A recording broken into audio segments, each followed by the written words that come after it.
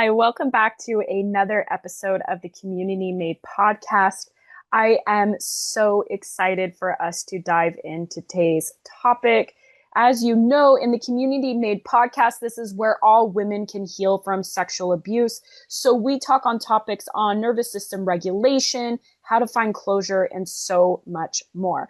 So today's topic is actually about what finding closure really looks like as a survivor. Now, if you missed last week's episode, I talked about the misconceptions of healing sexual abuse. So I do find it might be important for you to go ahead and check that out, just in case you might be feeling like your healing really needs to be black and white. And it's just not black and white, right? It's so complex. And so I really think it's important for you to kind of be aware of what we might be buying into, because it's so easy to buy into this thinking as we have really entered into this era of all the manifestation coaching and all of those things. It doesn't really pertain to our trauma. And so I just think it's really important for us to just kind of be aware of these things. But let's talk about what closure really is, right? If we talked about what the misconceptions of healing really looks like, then what does healing actually look like as a survivor?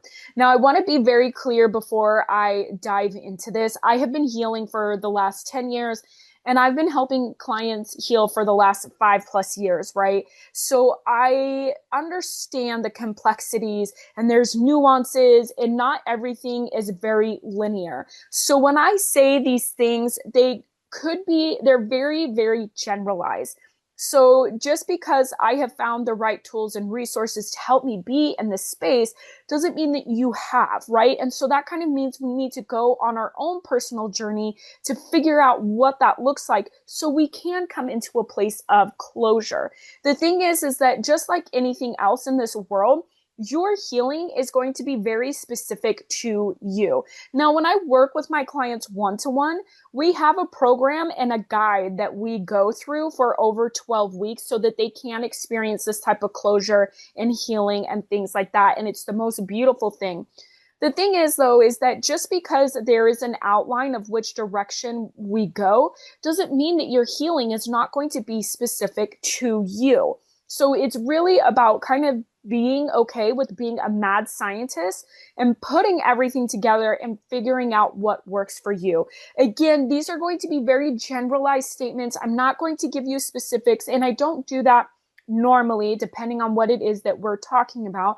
Of course, I'm going to give you tools and resources that I have used that have worked for me and my clients, of course. But in this process, we're specifically just looking about what closure is really about as a survivor.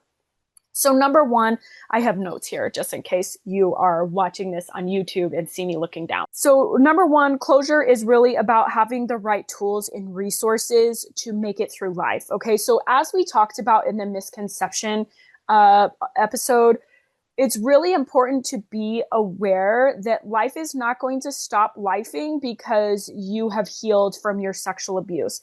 The reality is that it is going to continue. And so you need to have the right tools and resources to help you. I don't want to say cope, because I don't feel like that's a really good narrative to push on healing. I don't think that we're going to cope. I think that coping is more about helping you within that situation at that time. And a lot of our coping skills are actually really about escaping, right? So when life is happening, we need to be able to hold space for life when it's coming at us, right? And that means like being gentle and compassionate and holding space for our emotions.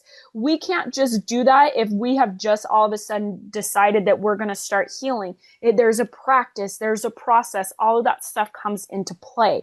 However, it is really about having the right tools and resources so that you can manage your reaction when life is happening and it is not going your way. Closure is also about the experience that you've had with sexual abuse just being an event in your past. So I know that this sounds crazy because we think that we're going to be stuck to it and remember it for the rest of our lives. And of course, you're going to remember it for the rest of your life. But the goal is to actually create it so that it's an event and it has no emotional hold. Just like you woke up on a Tuesday a month ago and you kind of had a bad day and it is what it is, you kind of don't think about it again. Now, that doesn't mean that it's not there. It doesn't mean that it doesn't cause triggers. It doesn't mean that it doesn't cause, beliefs that are hurting you and sabotage, et cetera, et cetera, et cetera. But the goal is to have an event in your timeline, and that's what it is, with no unwarranted emotions attached to it. I do this with my one-to-one clients with a technique that I've learned. It is one of the most powerful things that I've ever been able to do for my clients. And they actually really release without ever reliving. It is so powerful, and it is so possible to just have your experience around sexual abuse be just an event. I've had that experience. My clients have had that experience, and it's absolutely amazing. The goal is to be regulated for emotional safety. So the reality is that, especially if you are just beginning to heal your sexual abuse, or even if you have gone through it a while, you already know that it's truly about being able to handle the emotions. And the goal is to handle the heavy emotions so that you feel safe experiencing joy and bliss and excitement. Because what we've learned, depending on your experience, of course, is that it's not actually safe to feel these emotions, and it's better to feel these heavy emotions, especially numbness and anger and rage, as a survivor. Your goal is to create regulation within your body so that you can hold space for both of these emotions. And I want to remind you that regulation is not always being like calm and neutral. Regulation is truly about being able to go into the sympathetic nervous system and then come into regulation, or the parasympathetic nervous system, right? So it's about being able to move, right? About ebb and flowing. So that's really the goal, because the reality is that you still want your nervous system to kick in and work for you, right? Especially the sympathetic, because that is survival. And you want to be able to survive, right? So you want to be aware that if you get mad, if you get angry, if you feel dysregulated, if you go into fight or flight or even freeze, it's a normal part of being regulated. Those things happen. It's about being able to kind of move back into a space of regulation or safety and connection, which is super important, especially as a survivor. Closure is also about being able to take care of yourself. This is truly the success rate as a survivor, is how well are you taking care of yourself? And now this is beyond physicality, but I do know some people that initially, they don't brush their teeth, they don't wash their hair, they don't like physically take care of themselves. I've had that experience with people that are really in that shutdown, that they really are not taking care of themselves physically. So if you are in this space, what can you do to help yourself to increase taking care of yourself, or create the capacity to take care of yourself? If you're moving beyond and you've been healing for a while, this is actually going to look like, are you listening to yourself? Are you following your intuition? Do you trust yourself? Are you setting boundaries? Are you having uncomfortable conversations?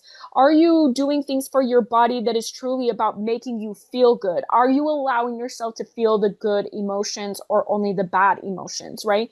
That's the kind of thing that you're going to tap into as you've been more experienced in your healing journey. Before I dive into the last thing I think closure is about, I want to invite you to an upcoming 2-hour free workshop that is designed specifically for survivors to find closure. We're going to go into a learning, we're going to dismantle the lies about healing, and we're going to go into the 3 transformative steps so that you can truly find closure within your life. Additionally, we're going to do journaling and meditation for integration.